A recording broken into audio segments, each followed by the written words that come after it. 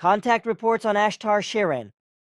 Contact report 034. All right, let us leave it at that. I have other questions in store, such as a question about a certain Ashtar Sheran. Do you know anything about him and his followers? I know the name very well. Then talk. What is it all about? I do not want to talk about that. For what reason? We have some writings from a group in Berlin who are dealing with this Ashtar. What about you not wanting to talk?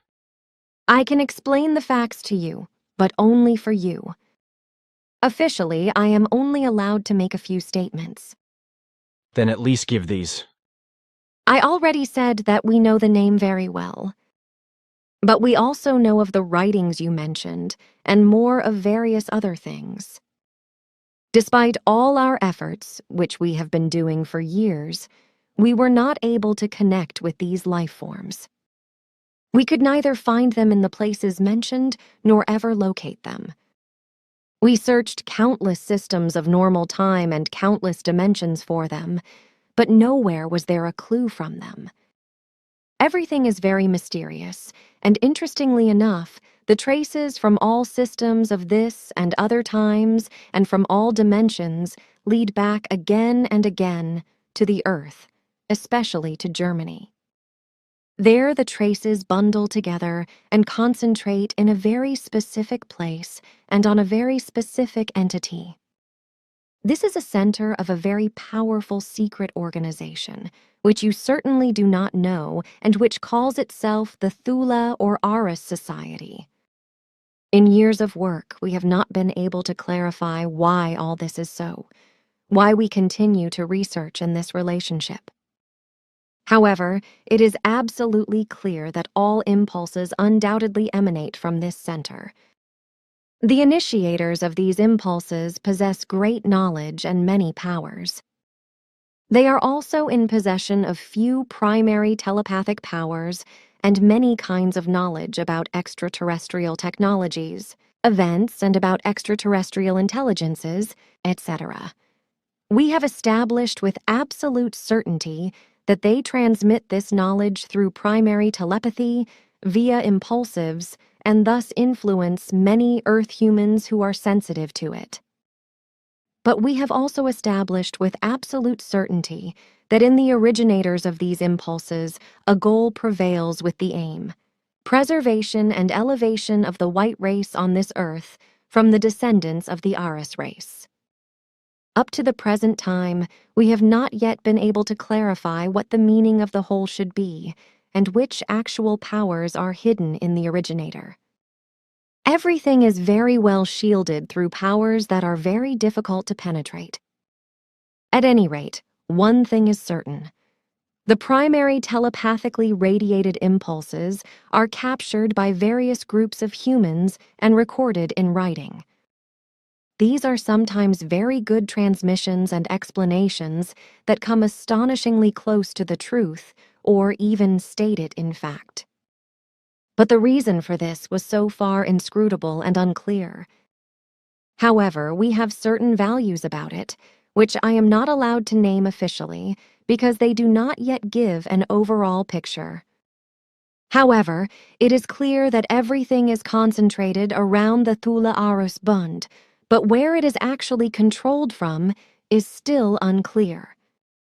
Traces of this lead into a foreign galaxy, and it seems that behind the Ashtar Sheran group there is even more than what we currently know, and that it is also quite evil. Surprisingly, the writings mentioned contain an enormous amount of knowledge about valuable and good things and about facts that are quite unknown on the Earth. Mixed in with these truths, however, are also very strange, unreal, and untrue, as well as quite negative and evil lies, and things that seem like an evil foreign body in the block of good. Thus, for example, gross falsehoods are interspersed, such as the naming of false contact persons who appear or have appeared on the scene in a fraudulent form. These are also immediately noticeable as evil foreign bodies and do not make any sense in their naming. It could not be clarified so far by us why these falsehoods are interspersed and asserted as truth, and what is the actual and quite obviously very malicious purpose of the whole. On the whole, it is certain that the primary telepathic transmissions are very valuable and sometimes even truthful in relation to things that appear unusual to the earthly man, but to which the evil falsehoods maneuvered in do not rhyme in any way. The whole thing simply makes no sense, for the logic of the very many truths is interestingly overplayed again by an unusually great illogicalness and falsehood. It is undoubted that the primary telepathic impulses of truth seekers were and are partly truthfully recorded in written form, because the persons doing this are or were very truthful. But it is incomprehensible that the real truth is in short again destroyed and made questionable by untruth as well as by lies and falsehood. Is it possible that perhaps some alien people have their hands in the game? You spoke of the Thule Aris Society, and of another galaxy, or of the Aris Allies. Aris was an alien after all. I am not allowed to give any official information about that yet. Aha, you already answered the question. Well, let us not do that then. Can you at least tell me more if you know everything exactly? Then nothing prevents us anymore from an enlightenment. I imagined something similar. For I could never come to terms with the fact that Hitler was supposed to have been simply a completely normal and not a power-addicted ruler. All his doings and actions, his trains of thought known to me from newspapers and radio speeches, which I followed with interest and often with Svath's help during the war, cannot be reconciled with the image that was generally made of him during the war. This was also made clear to me by Svath. Sure, it is, as you say. Adolf Hitler had succumbed to a delusion of power and was also maliciously abused by the Giza intelligences, with the old Thule Society playing a not inconsiderable part in this, which, however, cannot be transferred to the society of the same name of the new form. You already said that.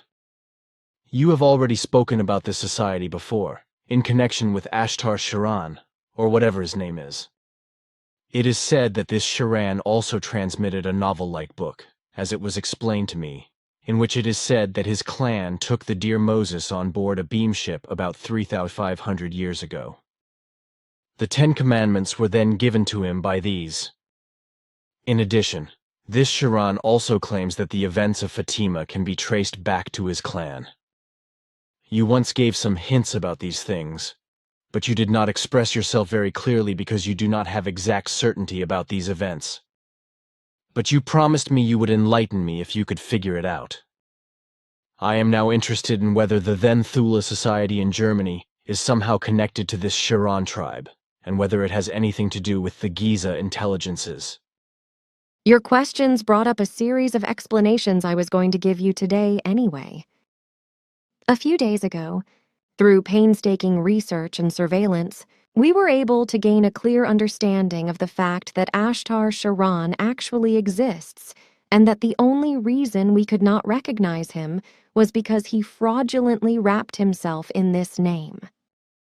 A part of his real name is Arusiak, along with another sequence of names, and he is a cousin of the Supreme Giza Intelligence. On their behalf, he controlled the old German Thule Society, in which he introduced 2 strong telepathic factors, but which also influenced many Thule Society members and various outside groups on a telenotic basis, including those who received the pseudo-messages of Ashtar Sheran. Sheran's machinations in this regard continue today and will continue in the future, but no longer in connection with the reorganized Thule Society. Now I understand all sorts of things, but you just mentioned a word I do not know. You said telenautical. What is that? Telenautical simply means telenosis or telenothy. This is a bohemian forest for me. I really do not know what that is. I have never heard that word before. You know hypnosis, which is based on and built upon objective and acoustic influences. In contrast to hypnosis, telenosis does not require any optical or acoustic influences, but only certain high-frequency oscillations, which are transmitted inaudibly to humans and otherwise undetectable by means of high-tech apparatus and devices. For example, radio, telephone, radio, television, and other communication and transmission apparatus and devices, although impulse telepathy also belongs to this. Aha, now I see clearly. I could have come up with this by using the word tele itself. I am really stupid. That you are not, in any form. Remember, however, that despite your tremendous spiritual scientific knowledge, you still do not know and are not aware of many things, so you must continue to learn as the development demands that of you. I realize that. Leave it now. I have really forgotten everything. Tell me what Moses and Fatima have in connection with Sheran. You did not give me any information about that. In fact, I did not. The events of Fatima actually trace back to these intelligences, as do many similar events. All we knew so far was that the Giza intelligences were responsible for all these events and that everything was done by Ashtar Sheran or by his command. This has only been known to us for a few days, since we were able to unveil the secret around him. The case with Moses Behaves is somewhat different than was explained, because the 10 Commandments, of which there were actually 12, were not given to him in a spaceship, but actually in that place which is handed down to you in the Bible. In this statement, the truth was handed down to you as it really happened, at least as far as the place of the event is concerned. Can you be sure of that? Sure, with absolute certainty. Contact Report 038. I know it, because everything has to be learned first. Even if you know and understand different things, certain things do not suit you yet. Every learning requires long periods of time and a lot of patience, which you know. Yes, I am aware of that, even though one is often annoyed that this is the case. But you said earlier that you have important things to explain, and it certainly cannot be my stupid complaints. But then please remember that I still have a few things to ask you, because yesterday evening I noticed different ambiguities, which cannot be rhymed with different factors. I would like to be clear about that. These are your specifications regarding the Ashtar Sheran. Either you did not give me full details, or you were halfway oriented. There is something wrong with this, because last night I learned things that just cannot be rhymed. That is one question, and I have a few others. But the first one is the most important one for me at the moment. Your question is very interesting, because I get in touch with you exactly for the reason of your question. Are you saying that you will contact me for more information about this Ashtar Sheran? Sure, even if I was not oriented about your thoughts due to your blockade. But be aware that I did not hide anything from you regarding my information about Erusiek, because I told you exactly what we had established up to that point. I had already warned you much earlier that I would inform you of our results as soon as I had them. I have also kept this promise, and indeed to the full extent. I did not hide anything from you, whereby I did not express any suspicions to you, even though they existed. But as long as assumptions and possibilities are not proven to be facts, I cannot tell you them as truth. Since this was not yet the case with my last statements on this matter, I was therefore unable to talk about it. At the time I sent you the last details, we had certain assumptions, which we were not yet able to clarify. That is why I did not tell you.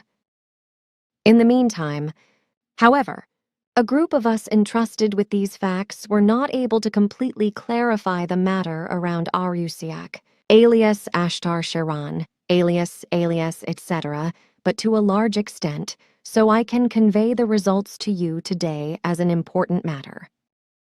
And I would like to expressly point out to you that I have explained to you earlier that I will inform you at the right time about the state of affairs, which is why I come to you today on my own. So you therefore see that I live up to my words. But now you shall not obtain the status of clarification of Ashtar Sheran, alias Arusiak, alias anyway through me, but through Quetzal, who led the investigative work in these matters. He will now turn to you and give you the necessary explanations. When he has finished his task, I will switch myself on again and be at your disposal to answer. Thank you, Simyase. Be greeted, my friend. It is an edifying joy for me to be able to come to you another time. This time I will give you explanations that Simyase has spoken about with you in relation to the events surrounding Ashtar Sheran, who in truth was named Arusayak, and who carries further names yet. So then, follow my words exactly and comprehend what I have to say to you. Every life form is subject to the change of progressive evolution. Subsequently, it collects cognitions and truth. Negative and positive powers become transformed in the balance and therewith, thus, in the power of life and constancy. The path of evolution is very long and burdensome, and it is marked by many kinds of external influences. In particular, the influences of the same kind of life forms exert powers over a single life form, which this life form is only able to control through living through greater spaces of time and teachings, from which understanding and recognition result. This course of evolution belongs to the higher and highest life forms, just as it does also to the lower and lowest forms. This is a creational law of evolution, which possesses its validity for all times, and it is never subject to any kind of alterations. That is why this law also has validity for Arusiak, who, out of certain grounds, is known to you from accounts as Ashtar Sheran. Because therefore also he is subject to this law, like all his co-workers and also those who were before him, understanding and recognition is, and was, inescapable for them. Even though it has also lasted a very long time, indeed, the point in time came when certain things had to change through the progression of the recognition of the truth. In connection with Arusek, concerning the direct and indirect, there is the following. Arusek, alias Ashtar Sheran, and so forth, is, as far as the fulfillment of his apportioned mission is concerned, the leader of an assembly of intelligences consisting of thousands of individuals, who, until 15 years ago, stood under the direct command of the world control-seeking Kamagol. Arusayak and Kamagol are, according to their blood association, cousins, as it is named by you. But Kamagol is the leader and ruler over a splinter group of many thousands of descendants who, in earlier times, were separated, which means that this group had been separated by those powers who, earlier, possessed the control over your earth and whose highest leader was an Ishwish. As it has always been, however, power struggles and lust for power also ruled among them, as unfortunately is characteristic of the human life form in its course of evolution. One of the most greedy for might at that time was Arusum, who, with a group of many thousands, broke away from the majority of the celestial sons who had already become peaceful and went his own way with the mind to make the earth and its life form subordinate.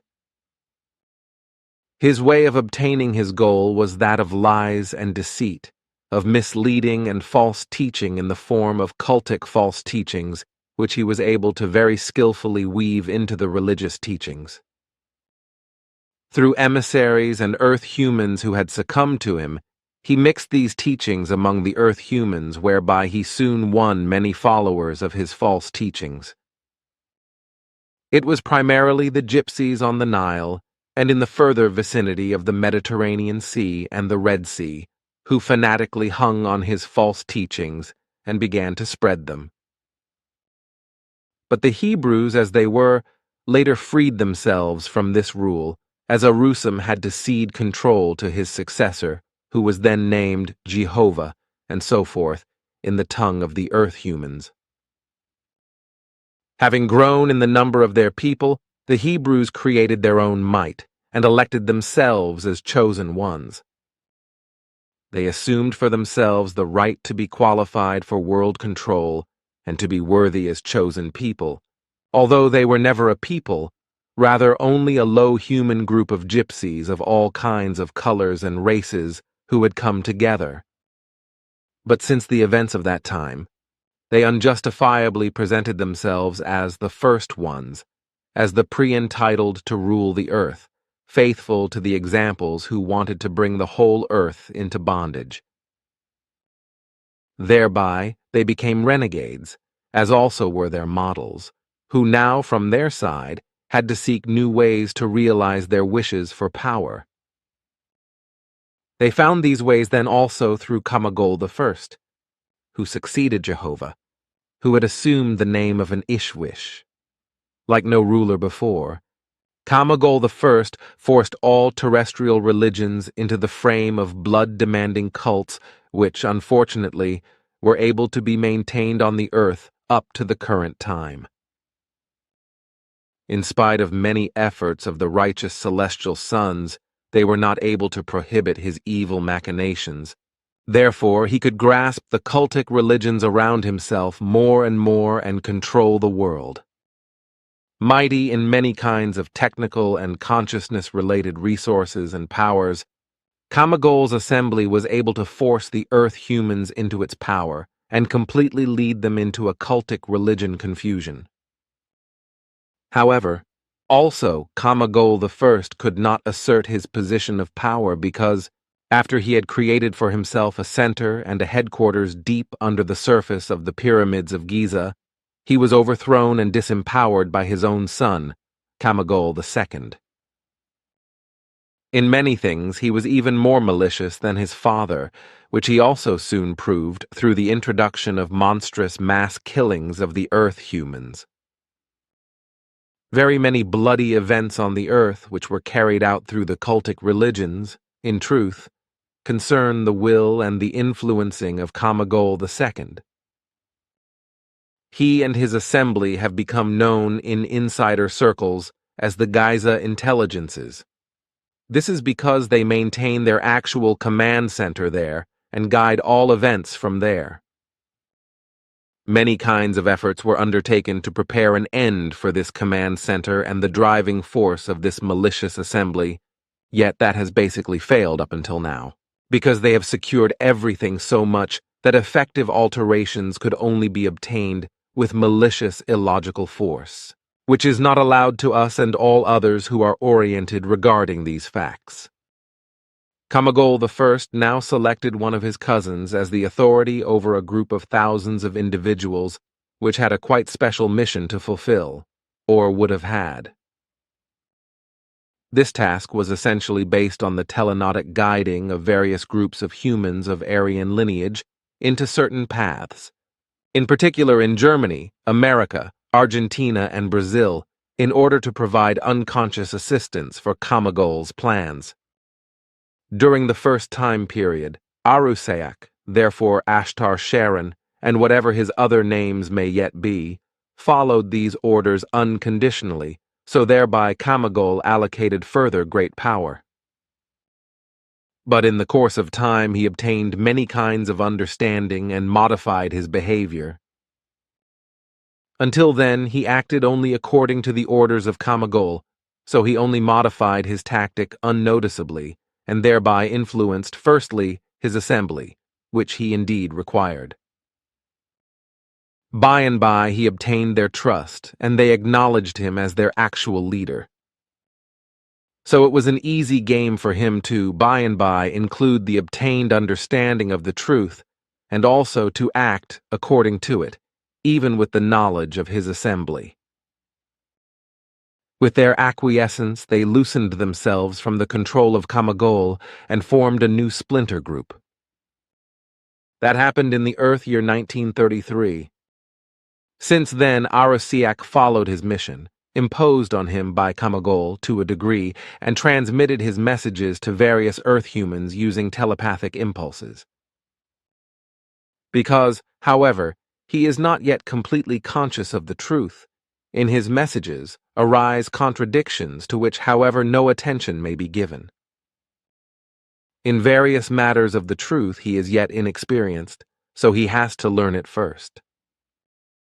Nevertheless, however, his messages in the principal matters are extremely faithful to the truth and stimulate joy. But, on the basis of security for his assembly and himself, in certain things he gives unclear and not correct, and therefore false statements, which is, however, entirely excusable. So statements about his place of residence also do not correspond to correctness, which, however, effects no severance with his obtained love of truth. This is a security for him and his assembly so that they do not come into conflict with Kamagol's assembly. In spite of all of our possibilities, we have not succeeded in finding his whereabouts. Apparently he and his assembly have received, through some sort of circumstances, very high and valuable knowledge of security measures which they make use of and that we are not able to investigate with all our possibilities. But that is not of significance, because those kind of occurrences often happen if individual groups break off from a forceful control and seek the way of the truth. So Arosiak, with his assembly, can hold up in a very greatly distant galaxy, or even in another dimension, where they are absolutely secure from Kamagol's grasp. However, they are able to do their mission in spite of that, because their consciousness-based and technical possibilities make it possible to bridge all distances in space and time. This is the state of these matters that I had to explain to you. Quetzal, that is of more value to me, more value than any material fortune. Your explanation says, therefore, that Arosiak has broken away from the Giza intelligences and has made himself autonomous. That is tremendously gratifying. It is only a shame that you did not already discover this earlier. The previous meager statements from Sim Yaase have unfortunately created a somewhat worse picture.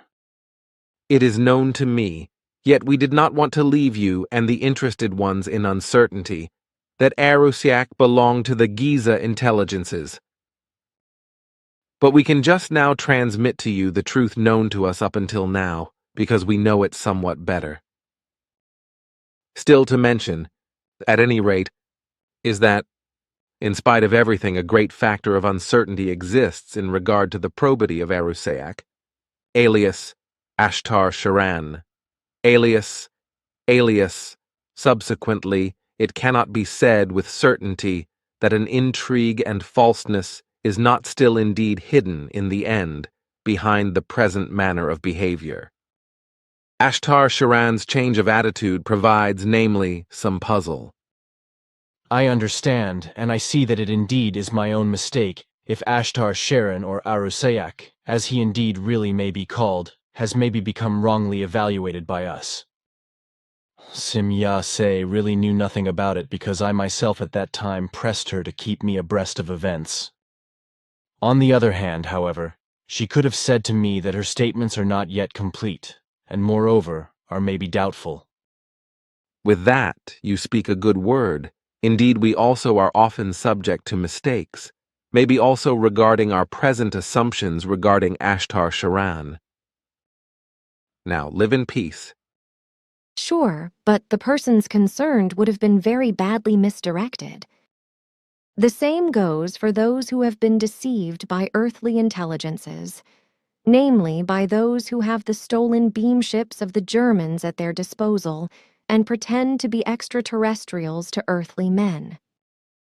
Man, the cuckoo is to become wise there. But what about this Ashtar Sheran? Is he still in the area? He is very well, but his activity has finally ceased. However, he is not so close that one could still call it in the area. Moreover, we found out that he poses a certain danger, which we have not yet been able to determine. Also good. But what about the young journalist who wrote or simply reproduced all these Sheran reports? I was able to read these reports in the meantime because they were made available to me. The man is not what he is described as. He was never even outside the earthly atmosphere, and even less did he experience the things he reported. All his statements are pure fantasy. Then I do not understand that Ashtar Sheran should actually exist anyway, if this man invented everything. That is also very easy to explain. Ashtar Sheran had a real visionary influence on him when he was still in doubt and unfortunately ignored various things, such as the later total elimination when he completely renounced the Giza intelligences. Thus the man, if you want to call the person that, came to mix certain still vague memories with his boundless imagination and to spread them as truth. All these things only became known to me less than 9 days ago, because the clarification of these things was a small part of my task that has kept me in suspense for so long. If Quetzal were not still very helpful, although he is freed from this task, then I would still have no clarity today. But that is really all I can officially tell you about it. Contact Report 105. I have to interrupt you because my time is limited today, and I still have some things to say to you. I have come across various group members in a thought analysis that I have been judged to be unfair because I usually follow the real path and expose those things in a teaching manner which are of a negative form. Allegedly, according to these incorrect trains of thought, I should disregard the positive thoughts and efforts. This corresponds neither to the correctness nor to the truth, because truthfully, I analyze both impulse forms, the negative ones as well as the positive ones. In order to avoid such misjudgments in the thought processes of the various group members in the future, I would like to explain that they should strive to think in more real terms and to become clear that in order to improve and change a negative value, I must name and explain it, but this does not mean that I overlook the positive efforts. It is not appropriate and also not possible to mention positive aspects when clarifying faulty concerns, because thereby the negative would be trivialized, which is why the positive must be omitted as with a prophecy. Each of the group members should finally consider these things in a rationality-based manner and find the true values out of them. But this can only happen when the inadequate earthly form of thinking of self-pity, self-prejudice, and the constant idea of discrimination against others is finally corrected. But now to other and more important things that relate to you, such as the malicious attack of the Bafaths, the Giza intelligences, on you on the afternoon of the 30th of March. As I told you during our last confidential contact, I had to call in Ptah to clarify the matter completely, but Ptah is still working on these issues and has not yet achieved any results worth mentioning. It is only clear that the attack on you occurred when you caused your blockade to collapse as a result of a wave of anxiety. It was a psycho-shock of unimaginable intensity imposed on you, according to the strength of which you should succumb to a heart attack. As I have already explained to you, it is not possible for me nor for Ptah to explain that you are still alive and only for a short time in absolute uncontrollability. According to all our calculations, you should be dead. It is also certain that I do not have to answer your question at the last contact about the possibility that Bernadette and your wife might have been influenced by the Giza intelligences. Your cannibal clearly acted in full consciousness against your agreement, even if she later regretted them. It is not true, however, what you have imagined from their behavior, even if certain impulses were connected with it, which correspond to a rebellion in unjustified form. It is also certain that you no longer had any control over yourself and could no longer have a clue about what you were doing and saying. Whereas this certainly does not apply to your wife in relation to your question about her words. With her, this was based only on a lack of self-control and on uncontrolled emotional outbursts. Despite her exuberant temperament, she should have kept her temper, because she had to realize clearly that you were no longer yourself in any form, and that you were controlled from somewhere else. But for her, this does not mean a reproach, but a clarification from which she should recognize and correct her mistake, according to which an event of the same kind can no longer apply in the future. In order to be able to name further facts in this very regrettable context, I have to wait and see what Patah's analyses show, which he is still trying very hard to clarify. It is a fact that we cannot help you in any regard in such cases, which is why you will always be dependent on your strength alone. But this can mean that you leave life early and the task will be destroyed. It is therefore appropriate that you are not placed in the same or a similar situation by third parties some other time through unreason and unjustified rebellion. What is being done by our side is that we are considering the idea of removing the Ba'ath beings from the earthly system, getting hold of them, destroying their entire stations by a total elimination or restoring them to their original state, and abandoning them, deprived of any technology whatsoever, somewhere in a strange and uninhabited region of a distant galaxy, where they can live out the rest of their lives built on evil. Man, Quetzal, that would be the hit of 1,000,000 years. But why do you now want to go behind these jerks by force?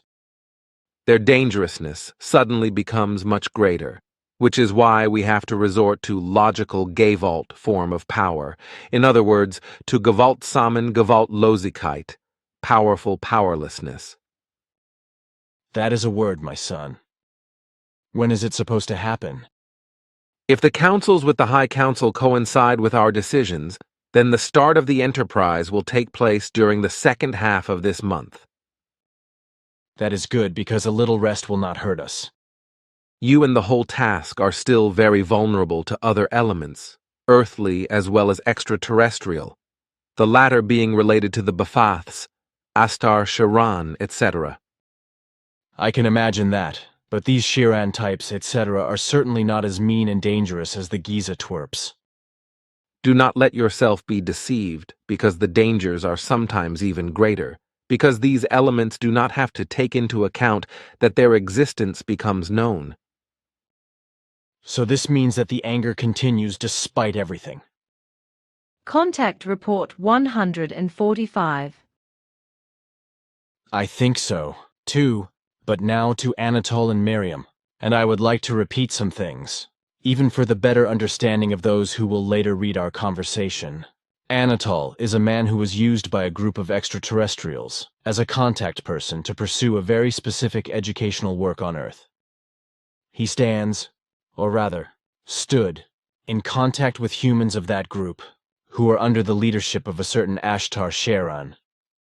These Ashtar Sheran people previously worked together with the Giza intelligences and were, therefore, expelled by the Pleiadians from the planet Earth and were deported. For the exact data on this, one would have to go to our earlier contact report C, Volume 1, 36th contact on Monday, 20.10.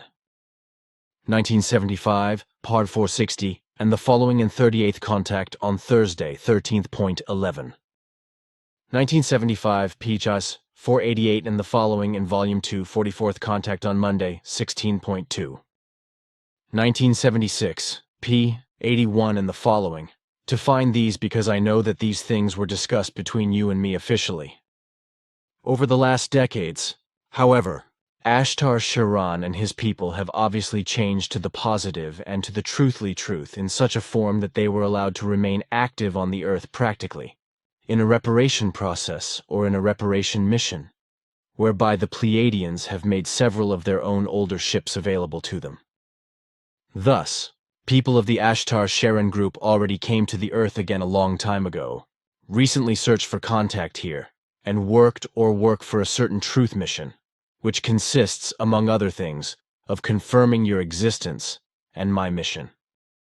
Miriam, however, a young girl who is not quite 17 years old, is one of those telepathic contact persons of you Pleiadians, about whom you have told me on occasion.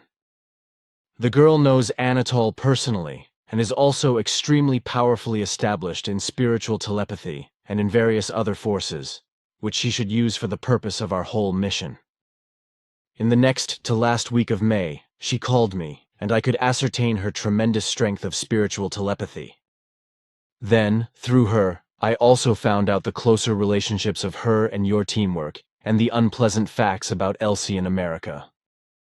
But she also spoke of Anatole, who, according to her information, began his public educational work at about the same time when she made contact with me. Your remarks are correct. Contact Report 167. Good. Then still another question. Why, actually, did you first have to find out what happened with Miriam and Anatole? You know, nevertheless, that we neither maintained any duties of monitoring nor contacts regarding the two of them and their mission, because it was run through the Sheran group and one of our other commands. You also know that, for reasons of neutrality and non-influence, we work independently and without the exchange of data. Therefore, we also maintain no exchange of information with our own sister stations. All contacts are only of a purely personal nature, and no data, etc., is ever exchanged among one another. All data of ours, and also that of other groups working with us, are separately and directly sent to a central office on ERA, where they are evaluated by coordination, and then the appropriate decisions are made. We strictly adhere to this, so that we can carry on our work correctly and without influence. This is a fact that the Earth humans can hardly understand, which brings us a lot of advantages, however. Well, that is clear to me. Any more, I do not want to know. Contact Report 236. That corresponds to correctness. But listen, you have very many enemies on the Earth, all around the globe, in Europe and in America, as well as in Asia and Africa, and in Africa, particularly South Africa, is to be mentioned, and in Asian Japan. The thoughts of these negative persons, however, were directed toward you in such a death-threatening manner that we felt compelled to explore the appropriate memory planes, through which we found out that there are tremendously destructive powers stored against you, and that of these inconceivably large quantities were simply taken from somewhere. Getting to the bottom of this incident was obvious for us, and we soon found the perpetrators of this murderous doing. A residual group of the now dead Ashtar Sheran, who finally concluded his life in the Dal universe, felt obliged to be active as avengers of their former lord and master.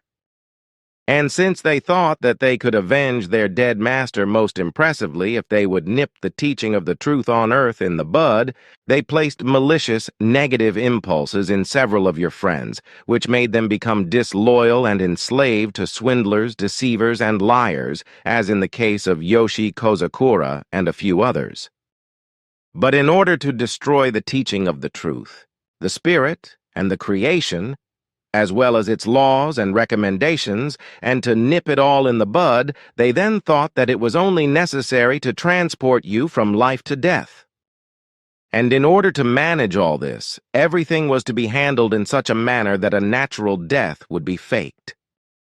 Death should have come to you through the fact that you would have just been hit and killed by lightning.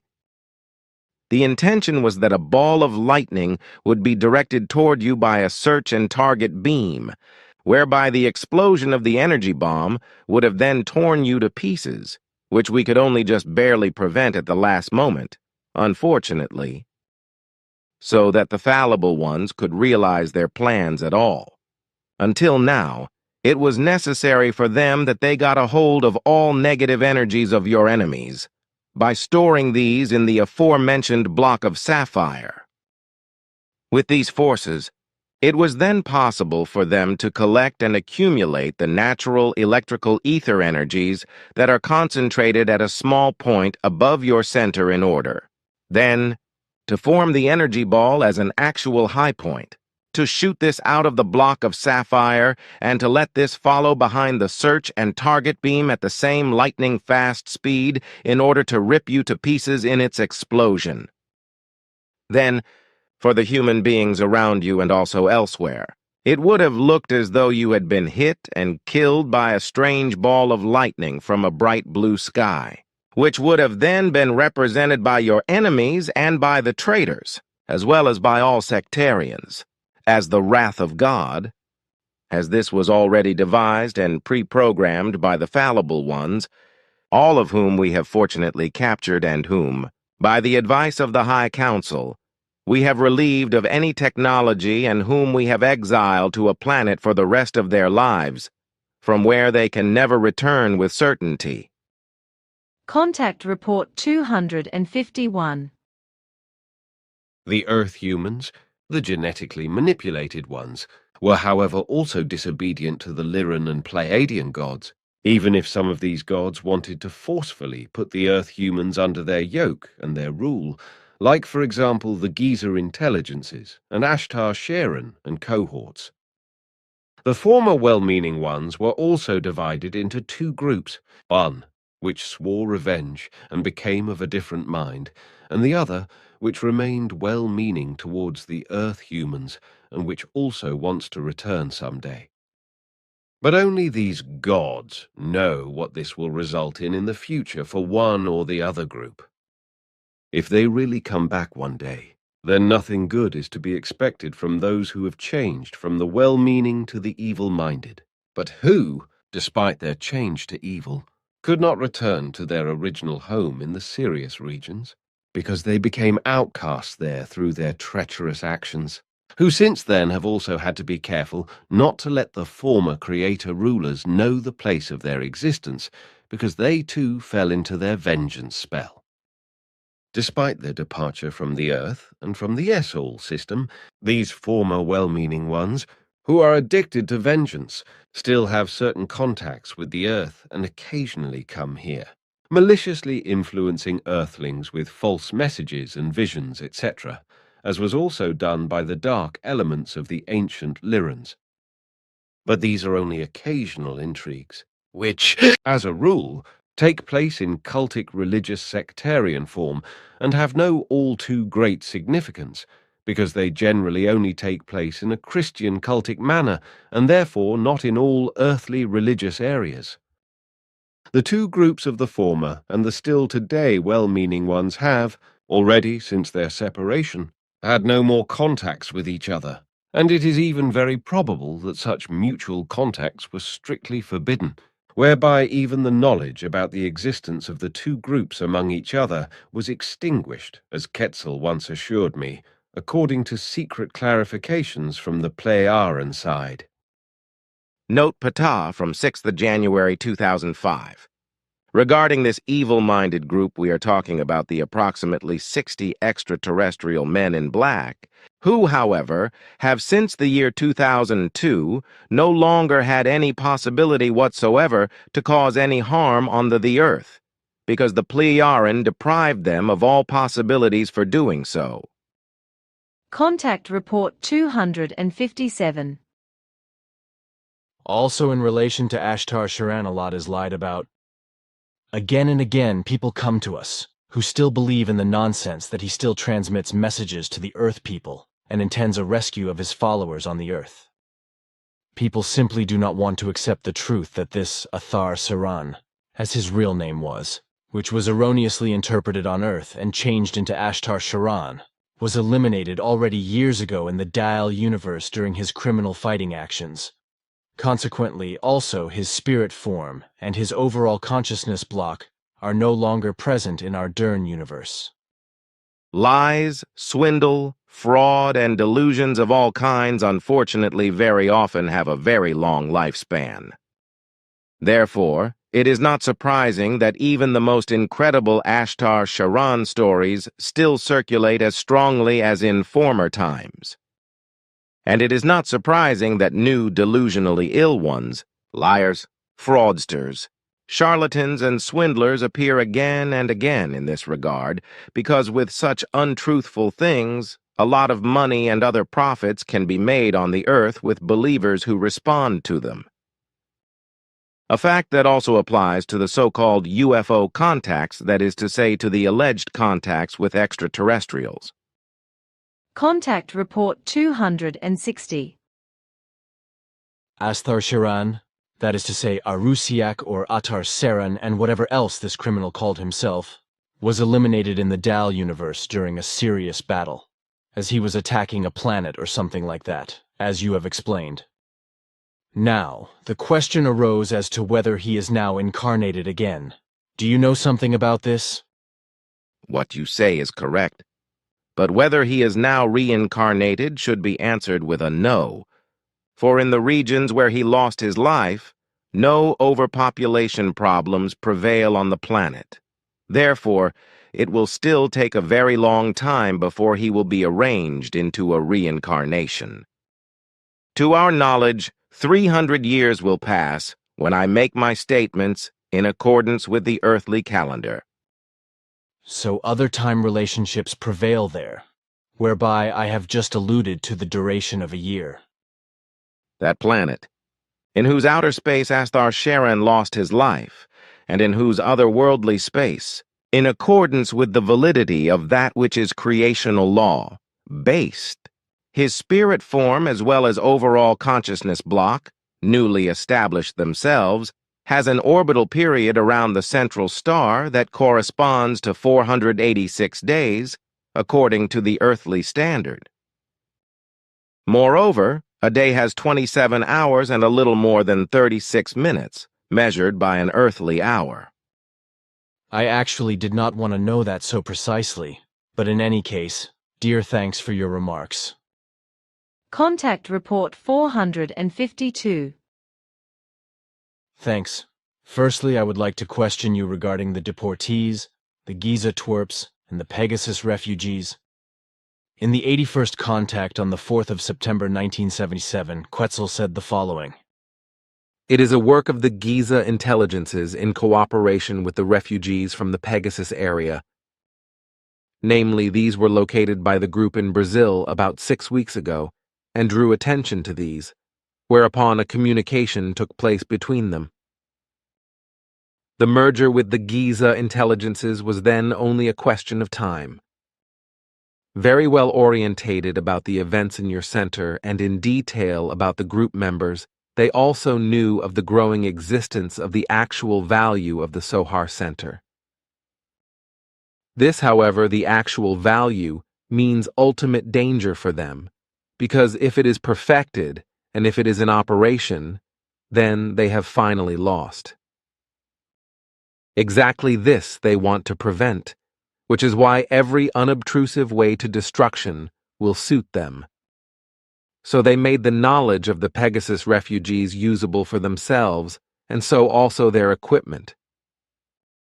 An oscillation vibrator, working on a microwave basis, suited them very much, to cause damage to the real value of the arising Sohar Center and possibly destroy it. Hirito, now the question. At that time it happened that the Pegasus refugees attempted to cause severe damage to us in the center. How does it now make sense, however, their appearance on the Earth thus, since you have recently said anyway, that through your clarifications you have determined that during the last 300 years there have been no other Earth foreigners other than those which you mentioned to me? However, what was it then with the Syrians and Ashtar Sheran and gangs? We were only later able to clarify the facts about the Pegasus refugees when the whole story about the Giza intelligences clarified. The refugees belonged to a splinter group of the Giza intelligences, who lived in the space-time displaced region of the Pegasus constellation and who had entered an alliance with the faction living on the Earth. Therefore, they were counted as one of the Giza intelligences, and consequently were not described as special foreigners.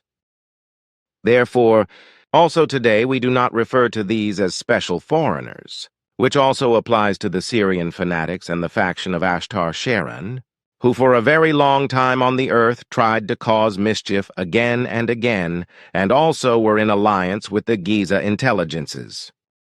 All factions of the Giza intelligences consisted of escaped criminals, delinquents, and power addicts who practically in every connection with the Giza intelligences were willing with reference to their machinations and acted according to their plans.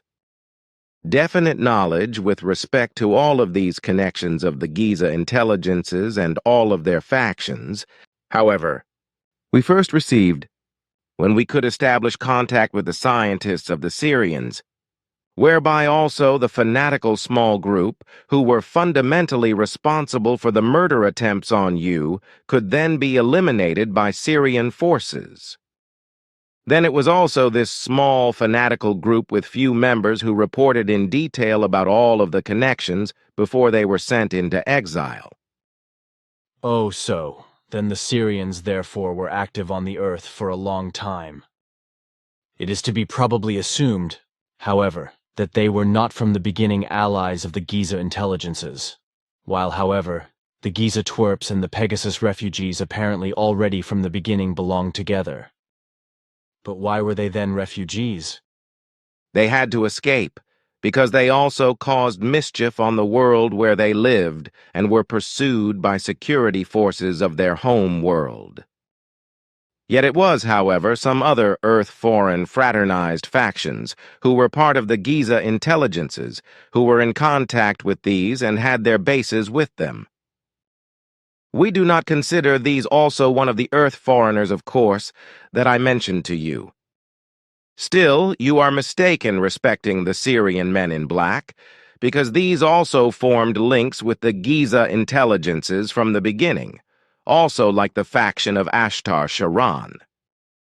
The Giza intelligences controlled all approaches to the earthly airspace for millennia and forced all those, who they could use for themselves, into the alliance through despotism and a forcible change of power of judgment and attitude.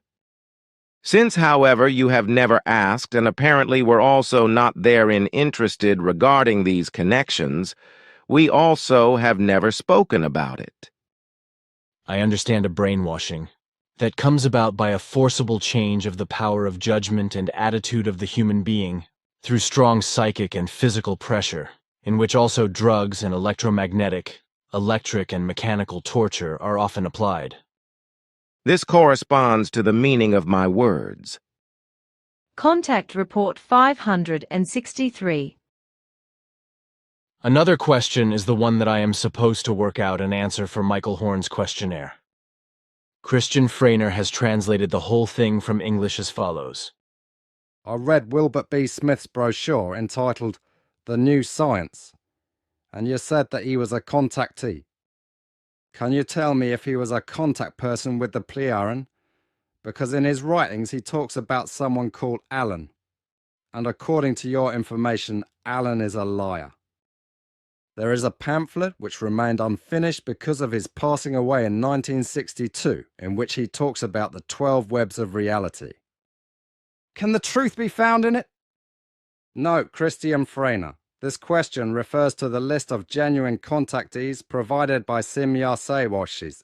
See Pleiadian Player and Contact Reports, Volume 6, page 264, sentences 238-248. Can you give a clear answer to this question, which I can use to answer the question? That is not a problem, but it is necessary to go into detail and explain the whole thing as follows. A certain Wilbert B. Smith was probably a contactee, but unfortunately one of the negative kind. His contact was only a one-time and absolutely meaningless contact, and furthermore only a hypnotic direct contact with the group of the Ashtar Sheran, whereby the whole thing was, as already mentioned, effectively of an insignificant nature. As hypnotic direct contacts, we call those where the hypnosis is not performed independently by apparatuses, but directly by the human being, but where the hypnotic transmission of energy thanks to hypnosis over long distances is also performed by strong transmitting apparatuses. So Smith, like many other contact persons, was in contact under hypnosis with post-hypnotic aspect, and he did not act consciously and not of his own free will, as it was common practice in the Ashtar Sheran group to keep the contact persons absolutely under control. And this was the case with all the numerous contacts who were abused by the Ashtar Sheran group. Such contacts with Earth humans were very often the case through the Ashtar Sheran group, whereby this group simply impulsively influenced Earth humans to make them willing tools for their dark machinations on Earth.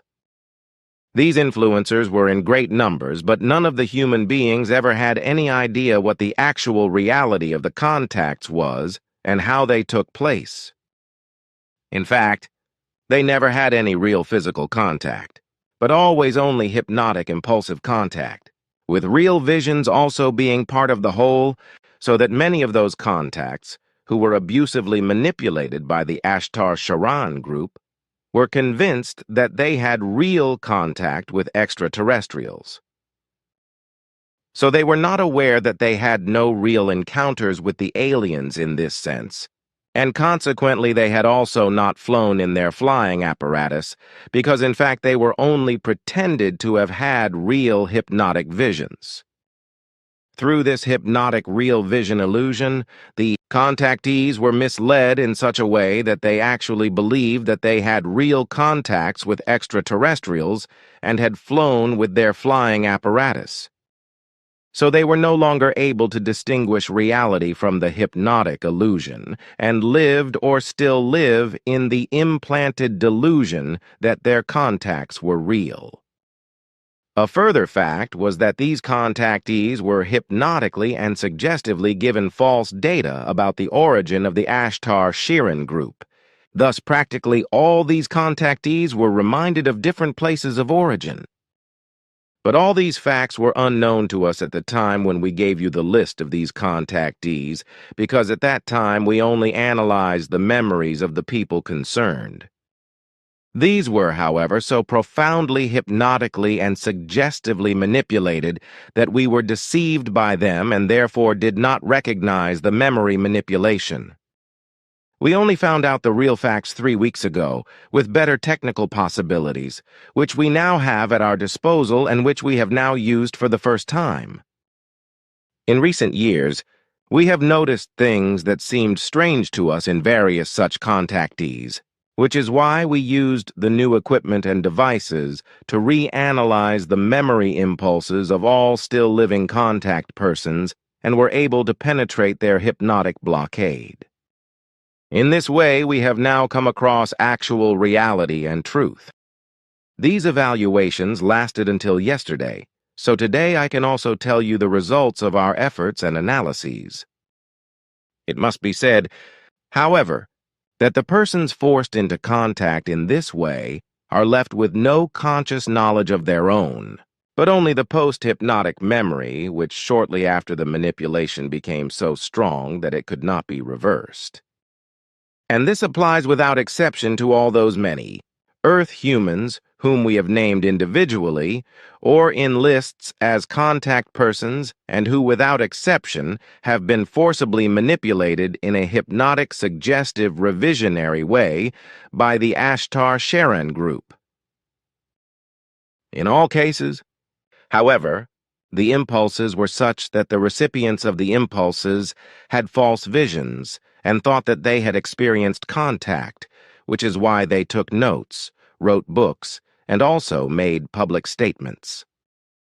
The reason for this was, on the one hand, that this was supposed to lead to a worldwide disinformation regarding the existence and origin of various extraterrestrials, while on the other hand it was also connected to a plan of the Ashtar Sheran group, which consisted of becoming a ruling power on Earth and finding a new home there. The plan was that this group would act as a kind of savior for the Earth's population against various evil alien invaders who were supposed to threaten Earth. For this purpose, a big spectacle with aerial battles and fights in Earth orbit was planned to make everything seem real.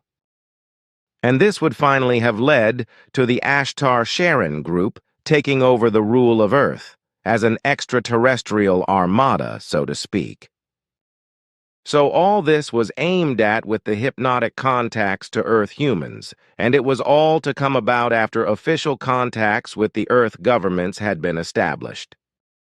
This could actually have been achieved by influencing certain Earth humans through impulses, which would also have included the rulers of all countries, who would have acted according to the impulses in such a way that the plans could have been realized. Since these persons, of whom there were a greater number, all failed, and for reasons as yet unknown to us, did not fulfill the orders placed in them, the evil plan did not come to pass. All the contactees, whom we also used to call by their names, were supposed to be the pathfinders for the realization of the plans of the Ashtar Sheran group. And since all these Earth humans were hypnotically and suggestively manipulated by the aliens of the Ashtar Sheran group, which we did not know at that time, we called them real contact persons. That was probably wrong of us, because we let ourselves be misled, which led to false assumptions on your part and also on the part of Earth humans, which resulted in the assumption that these contact persons with the Ashtar Sheran group had real physical or telepathic contact with any aliens. Of course, this was not true, as we know today, but even then it seemed strange to us, because we did not know any other group apart from the three groups unknown to us. So we assumed that these contact persons were connected to the three unknown people we did not know. So this misunderstanding was due to us, which we regret very much. And it should also be mentioned that this form of forced manipulative contacts had nothing to do with our impulse contacts, which we used to have with Earth humans, but for them unconsciously and in such a way that they assumed that their progressive ideas were their own. In particular, these impulse contacts from our side to scientists took place in order to promote the sciences of medicine and technology among Earth humans, which has also been proven by the very rapid developments in the last decades through many inventions and innovations, etc., as is actually the case. Our contacts were also such that the recipients of our impulse transmissions had no knowledge of the whole of the unconscious telepathic information impulses.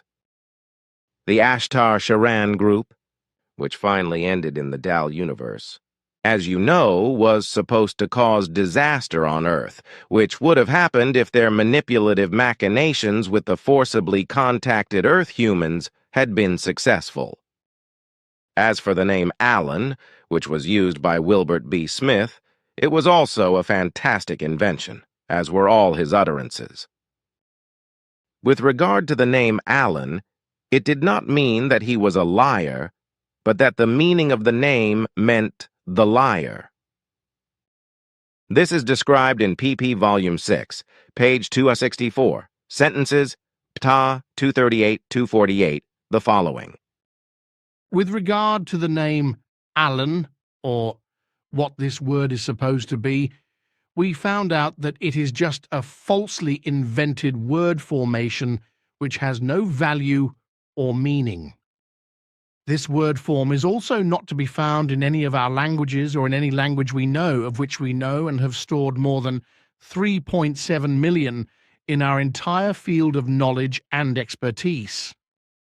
You told me about this word formation, Alan, during my last visit, so that I could make sure in the meantime that it does not exist in any language known to us. According to this, a group of specialists tried to get to the bottom of things in Japan, and it turned out that the word formation, Alan, is a pure, unwise, and lying invention of deceitful and maliciously lying Earth humans whose evolutionary level is in the lower reaches of the earthly lowest level. As a name, this word formation, Alan, which is intended to deceive and cheat, does not appear in the entire area of the universe known to us. But this does not mean that we do not know names of a similar form. Thus, for example, the names Alan, Island, Alan, Alan, Aljon, Alan, and Nala exist in various languages known to us, whereby this last name represents the reverse form of the mad word formation Alan. But the meanings for these names are all very negative forms, which is why they are only used there with the human beings who live in degeneration and exist with peoples whose education and observance in matters of truth and truthful evolution is still at a level of primitive form. So the names also mean primitive, just as Alan means the truth adverse. Aland means the truth twister. Alan has the meaning the truth verifier, and Alan stands for the unworthiness, the truth hater. The name Aljon has the meaning the destroyer, while Alan means the deceiver. Nala, the name which in the reverse form would result in Alan, has the meaning the liar. These are new findings again, which show many things in a new light. That is so.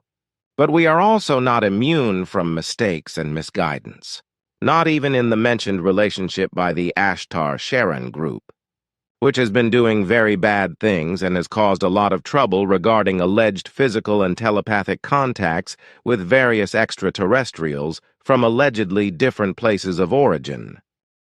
As we have now been able to find out, their victims were hypnotically and visionarily duped into alleged physical contacts, as well as into alleged messages of Christian religious form. This, along with various other underhand machinations, which caused wrong assumptions and views in many Earth humans, even among civil servants and military personnel, etc., also, for the sake of confusion, sightings with various kinds of flying apparatus were actually organized around the world, as well as strange acts of animal mutilation, etc., as well as by Earth humans who were impulsively hypnotized by the Ashtar Sheran group. We only found out about this through Asket, because she told us that during the fighting in the Dial universe, 4 prisoners were taken from the Ashtar Sheran group before their armada was completely destroyed. One of the 4 prisoners was the first representative of Ashtar Sheran and armada commander. Recently he, like the 3 other prisoners, finally agreed to break the silence and reveal the many evil machinations of the group so that we could get to the bottom of it with their hypnosis contactees and find the truth. These prisoners also gave the names of various such false contactees who had already died, including one Wilbert B. Smith, as well as others in various countries in Europe, Africa, Japan, America, Israel, and South America, such as Brazil and Argentina, etc., but also Australia and Russia, etc. These investigations now effectively have a hand and foot? That is so. Yes, but our investigations in this regard were very laborious, because a lot of work had to be done on these contacts, which covered more than 7 past decades, and many other things also had to be clarified. This required a major worldwide mission on our part, which lasted more than 7 months, and was completed in the first part 3 weeks ago, and the rest 2 days ago. You never told me anything about that. That's right. But if I had talked about it before we got our results and were sure of them, you would have asked me many questions that I wanted to avoid. Furthermore, we had to be careful because we still do not know the forces that could damage your typing in your computer. It was to be feared that this would have triggered something over which we had no control. I can understand that. But now the question arises whether the whole thing with the prisoners and your investigations have perhaps also led to findings with regard to the three groups unknown to you. And if so, which ones? This was also clarified with the prisoners, and their statements make it absolutely clear that the Ashtar Sheran group had no connection whatsoever with the three groups unknown to us. And what about earthly Secret Service flying machines? Are they still circulating around the world? This is indeed the case, and according to all that we can observe, there is a lot of activity in this area.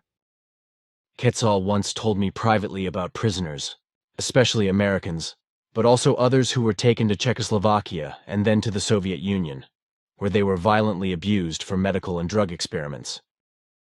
They had also been used in atomic bomb tests, etc. They had also been taken by brute force, together with animals, into the immediate danger zones of the explosions chained up. So far, more than 10,000 human beings, in particular American prisoners of war, are said to have been killed in such a bestial way without any action or also intervention by the U.S. government. That is correct.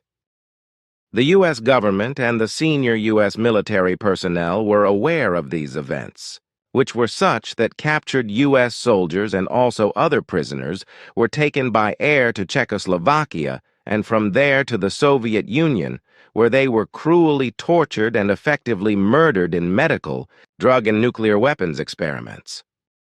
The U.S. soldiers and also others had been arrested as prisoners of war in Vietnam and Korea and deported to Czechoslovakia and the Soviet Union, where they died as a result of inhuman experiments. If they were only mortally wounded and exposed to radiation or lapsed into madness, they were executed. In Vietnam and Korea, for example, a very large number of U.S. soldiers disappeared, as did other persons whose whereabouts were never publicly clarified. The U.S. government and the U.S. military intelligence community also remained silent, which is still the case today. And of course, this also applied to the dictatorship of the Soviet Union, as it does to present-day Russia. There is no doubt that the Soviet Union had corresponding files and that Russia also still has them today, as does the USA, of course. But whether these files will ever be made public is questionable. In any case, the fact is that the U.S. Secret Services knew about these monstrous criminal activities, but did not do anything about them, nor did the government. So they did not let anything come to light, but remained silent in their dealings with the American people.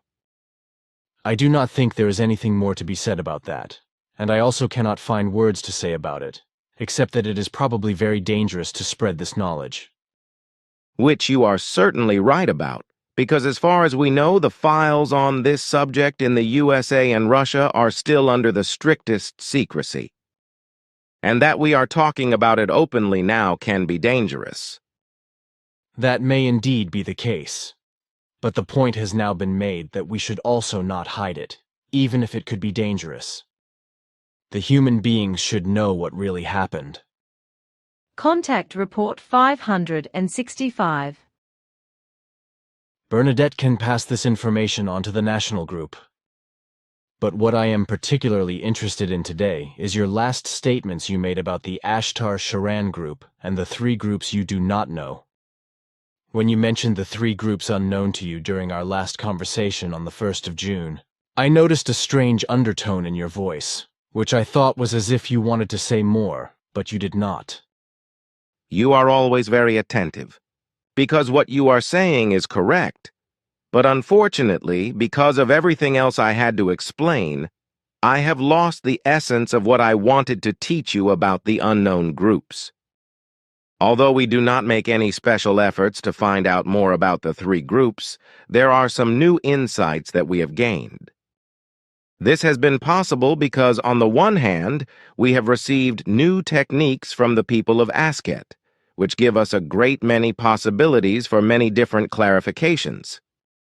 On the other hand, many decades ago, many things had already seemed very strange to us regarding the many Earth humans who appeared and declared that they would have contact with extraterrestrial beings and also had to spread their messages, whereby they also named strange places of origin or solar systems and planets of the extraterrestrials, of which we knew and also know today that no human beings or human-like life forms exist there. Consequently, we assumed that these statements of the extraterrestrials to their contact persons must have been deliberate deceptions, but we were not able to fathom them. We also assumed that the whole machinations were due to the three groups unknown to us.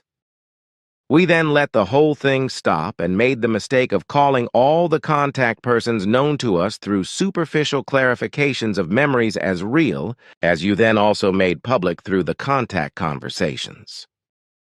Nevertheless, many strange inconsistencies did not leave us in peace. So we tried to find out more from the contact persons, but we were not allowed to penetrate their consciousness or even their personality analytically because our directives did not allow us to do so. Consequently, we had to be content to accept the memories released by the contact persons as true. We were not satisfied with this, however, because the strange things that occurred were always disturbing.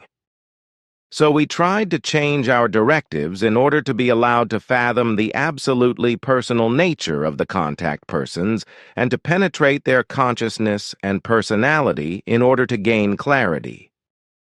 But a change of the directives was very long and took years because the absolutely personal nature of the human beings could not be violated. After many years, it was finally decided that in the specific case of clarifying the actual facts concerning earthly contact persons, an absolute exception was made, but this was allowed absolutely only for all those contact persons, as we called them to you, or who were otherwise known to us. No permission was given for further investigations of this kind. And since our technology at that time for the safe exploration of the forms of consciousness and personalities of Earth humans was still lacking in various things, new research was done and new techniques were developed which had to be completely safe. Especially the scientists of Ascot and her people were and are much more advanced in such technical developments as we needed them than is the case with us Plejaren. So they developed the necessary apparatus and equipment for us, which we then received from them and also used. So now, through our new technical achievements, we have gained new knowledge about these three groups, which are also unknown to us today. And it has to be said that our new apparatus and equipment is one which also serves to clarify many other things in many other areas, and which can therefore also be used in other ways than those which are based on the actual facts of the contactees in relation to the Ashtar Sheran group. So these innovations have also enabled us to see that the groups unknown to us are not three, but four of them. All four groups are quite active worldwide and have been for a very long time, so they can also often be observed by Earth humans.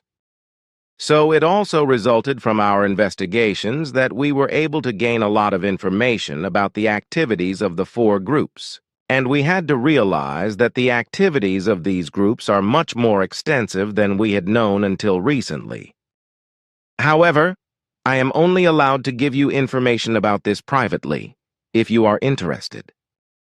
Of course I am.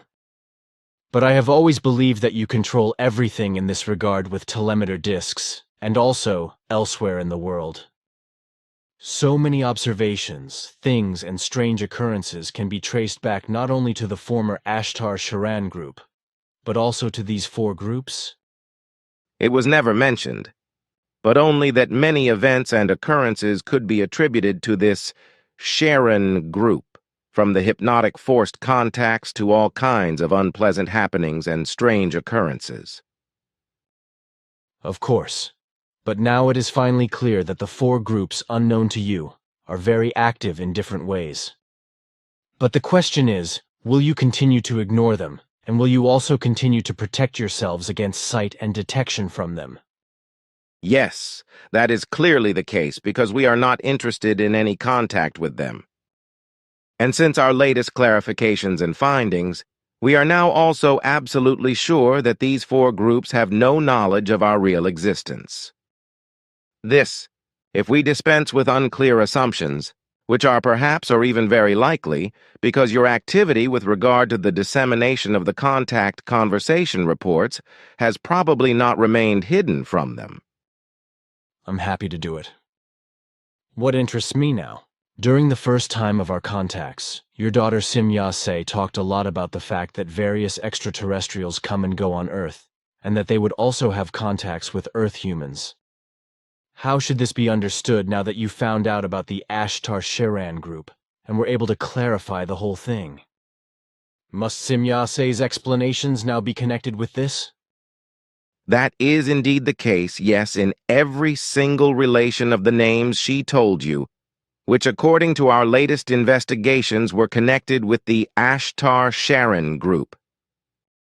These statements of my daughter are of course not connected with those telepathic impulse contacts which we had with Earth humans without their knowledge, nor with those which, intentionally or unintentionally, were made by us with Earth humans, such as the contact of my daughter Simya-se with a German named Elsa Schroeder in Persia near Zahedin, and with Petra and Anatol. Then the contact that took place in Bolivia, South America, with an extraterrestrial group from a space and time displaced area of Proxima Centauri between an Athar and Kohun and a man of German descent. And there may also have been contacts of various kinds between Earth humans and the four groups unknown to us, but we have no clear evidence of this, at least not to date. And what my daughter explained at that time when she talked about contacts with extraterrestrials mostly referred to the activities of the Ashtar Sheran group, but under certain circumstances also incidents with the unknown groups could have been included, but we have not been able to clarify this until today. If you allow, in order to finally clarify so that no more misunderstandings arise, I would again like to speak about your directives and your impulse contacts with human beings of the Earth, as well as about the alleged contactees and the Ashtar Sheran group. Of course, just ask. Thanks. Then good. According to your directives, you players were permitted to penetrate only to a certain level in a human being's consciousness, without being allowed to deeply research that which is purely private and personal. Thereby I speak in relation to those human beings of the Earth who you have put under the magnifying glass because they stated and spread it about that they had had contacts, and so forth, with some sort of extraterrestrials, or even with you players. But, in regard to the above, you were indeed only permitted to carry out superficial investigations, because you had this regulated quite clearly through your directives, to which you are always obliged in every case, and which, in the mentioned regard, you were also not permitted to break. Accordingly, from the beginning, you also could not penetrate into the deeper consciousness, nor into the memory of those earthlings who you previously designated as contact people. So you did not find the actual truth, being that the human beings of the Earth, who you designated as genuine contactees, were nothing more than those manipulated by the Ashtar Sheran group's hypnotic suggestion and real vision, and so forth, who had no conscious and genuine memories of alleged personal contacts and experiences with extraterrestrials, rather only suggested false memories. But since you always had doubts about all the statements and claims of these human beings, for decades you sought the High Council's permission to change your directives precisely in such a way as to be permitted to penetrate deeper into the consciousness and memory of those human beings of the Earth who claim to be extraterrestrial contact persons, and so forth, in order to be able to fathom the actual truth. And then finally, when this permission was actually granted and the directives had been modified and expanded in this sense, you were permitted, and you could act accordingly, and finally fathom the reality and bring the effective truth to light. However, so far, you also do not know that which actually was or still is the case in regard to the events relating to this, or other events, in relation to the four groups which are still unknown to you today, whereby you also do not want to clarify that because it is not in your interest. With regard to your interests and activities in association with the Earth and its humanity, you are also in no form interested in interfering in any terrestrial affairs. Your areas of observations and interest on the Earth are mainly scientifically related to the planet's ongoing geological processes, such as the observation of volcanic activity, plate tectonics, earthquakes, the oceans and other waters, the glaciers in the Arctic and Antarctica, the Earth's climate and the changing of fauna and flora. You are further interested in the development of the terrestrial sciences, economics, politics, medicine and technology, the history of humankind, factors of human health, the meteorological trend and the military clashes and so forth. Thereby, your directives clearly and precisely forbid you in any form, any kind of interference in any terrestrial concerns. Constituting an absolute exception in this regard were the suggestive development impulses which you transmitted to the terrestrial researchers, scientists and engineers, and so forth, in the 19th and 20th centuries, and also even during the first decade of the new century, that is to say, the third millennium, for the general development and for their progress, in order to render assistance to development and progress in every regard. But in order for you to be able to do that, it required a special clause in your directives, which allows such suggestive, impulse-based assistance when a planetary humanity has reached a certain general stage of development. That is my recollection anyway, as you have explained it to me on various private occasions. About which, however, with respect to certain things, you were obligated to silence. Naturally, I know that, because you did not want any side to have been able to take countermeasures, such as the Ashtar Sheran group, as well as the four groups unknown to you, or any terrestrial organizations or powers. Indeed, it is for that reason that I also had to write down your information and publish it in the contact reports, so that no cover-ups or other measures could have been taken by those who would have been interested in seeing to it that the reality and truth could not come to light. A premature uncovering of the facts would have brought much damage. But we always remained with the truth. Consequently, we invariably named the facts which were known to us. Thus, no untruth was named.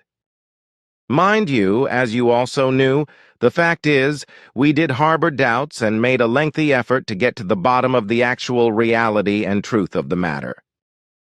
However, you did not show great interest for it, and throughout all the passing years you have no longer asked, and therefore you had no knowledge of that which we really endeavored to do in regard to this matter. Naturally, in my life, I have learned to simply place all that, about which I have to be silent, far into the background of my memory, so that it is no longer within my grasp, simply in the form of a steered forgetting which dissolves again only if need be. But now I should like to mention something concerning your suggestive impulse help. Through this help which you were allowed to provide in this regard to the terrestrial scientists, inventors, and researchers and developers, and so forth, on Earth and therefore with the terrestrial humanity, everything in all areas has actually indeed led to an incredibly fast rate of development and to a tremendous progress not seen for millennia. This would indeed not have been possible without your work, because normally this progressive development, as has taken place in tremendously rapid succession in the last 170 years, would have appeared only in the course of the third millennium. And these impulses, transmitted through apparatuses for suggestion, took place without the persons concerned being able to consciously perceive them. On the contrary, they assumed that their ideas, developments and inventions and so forth were always based on their very own cognitions and ideas. Unfortunately, however, also very negative effects, things and events have occurred as a result of the impulses for development and progress transmitted by you, such as with regard to the negative use of the atomic power and the weapons technology and the electronics and chemistry and so forth. Unfortunately, these Außertungen have come about through the irrationality of Earthlings who, as usual, always repurpose everything and apply everything as Außertungen for the exercise of power and purposes of destruction. Everything that you have said is right, and unfortunately it is actually the case that the Earth humans always tend to use everything for might, for harassment, and for destruction, and so forth. Although, in every single case, we also sent all those who received developmental and progress conditional suggestive impulses from us, impulses which were aligned with a peaceful use of all new developments. But those in government and those in military power and other powerful forces worked against that.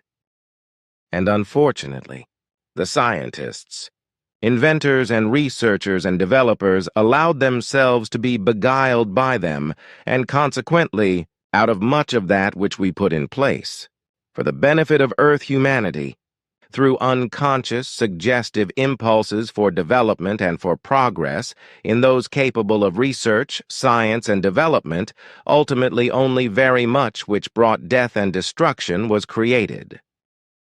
And this occurred with the entirety of technology of all kinds, the physics, the chemistry, the medicine, and all other sciences. In fact, without our suggestive, impulse-based assistance for development and progress, the cognitions obtained in the last 170 years by the Earth humans and developments made by them in all fields would only have come about in the first centuries of the third millennium. Unfortunately, however, all researchers, scientists, and developers who were included in our suggestive impulses were either corrupt, profit-greedy, naive, or so weak in consciousness of self that they bowed to the demands of the mighty. However, it also must be said that various individuals were put under duress by the rulers, powerful ones and criminal elements, while others simply feared for their lives and therefore did the will of those of the government and military and so forth. History indeed shows all the evil things and things of Außertung which have resulted from that, and the enormously rapid development in all forms of the technology, the physics, the chemistry and medicine, as well as in all other sciences in the last 170 years, falls really crassly from the bounds of all the Earth-human speed of development and progress of the last 5,000 years. Even those of the lowest intelligence must appreciate that the degree of the normal development in all fields falls completely out of the limit, and that the whole thing was really only possible through your development and progress help during the last 170 years from 1844 to today. Without this help, today in all areas, we Earthlings would still certainly be in a period of laborious beginnings, which knew no electronics, no atomic power, nor good medicine, no far-reaching school education, and no other values associated with that, and of a high degree as is the case today. This is indeed so, as you say. Contact Report 568. Question. Once again, the Ashtar Sheran movement is also involved.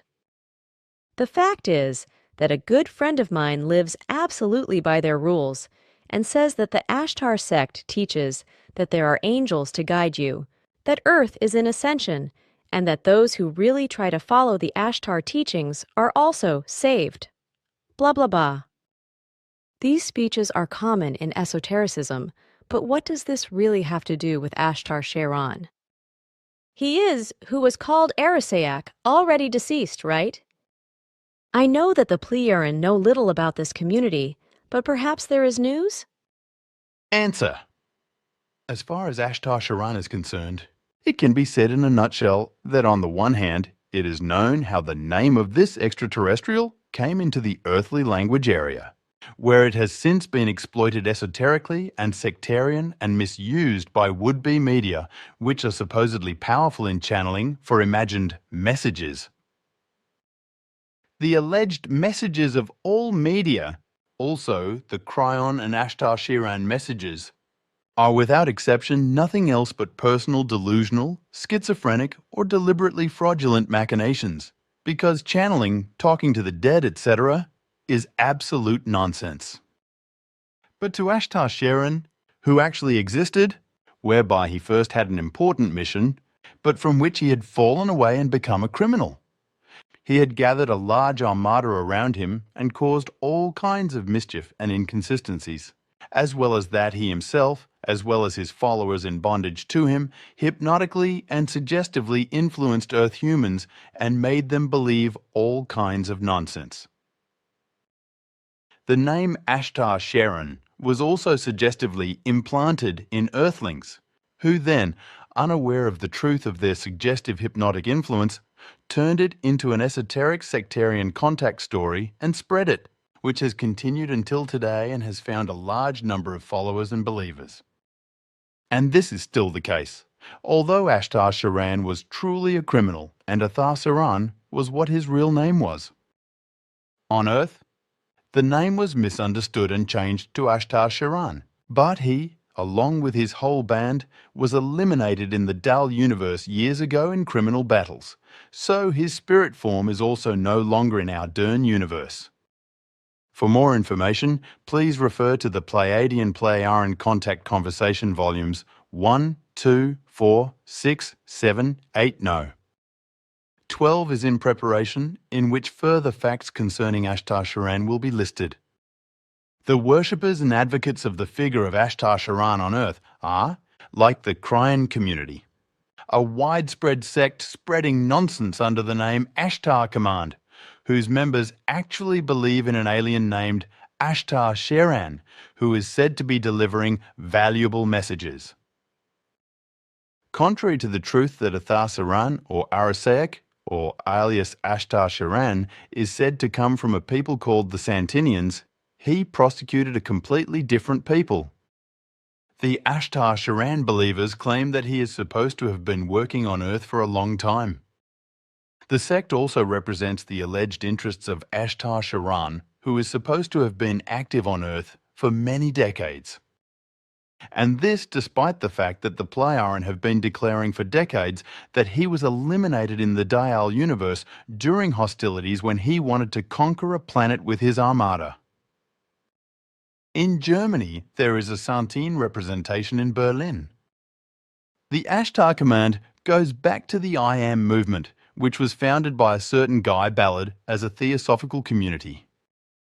The I Am movement, or Saint Germain Foundation, originated in America.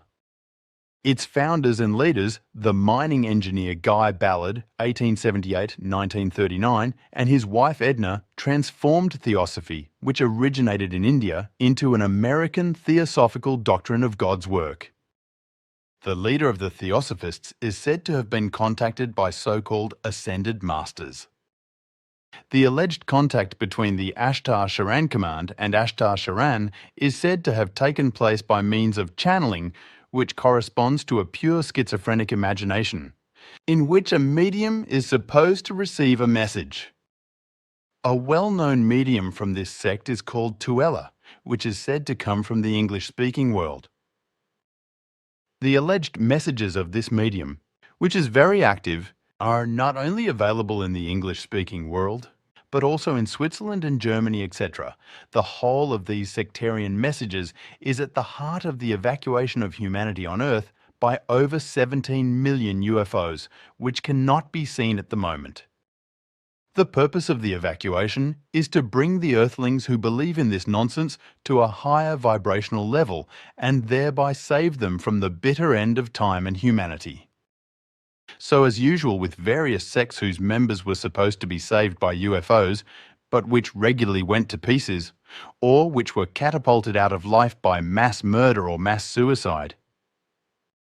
One only has to think of all the other UFO sects of the same orientation, which in the same way carry out their sick machinations and make their believers docile with all the nonsense, exploit them and drive them into mental distress and misery or even suicide.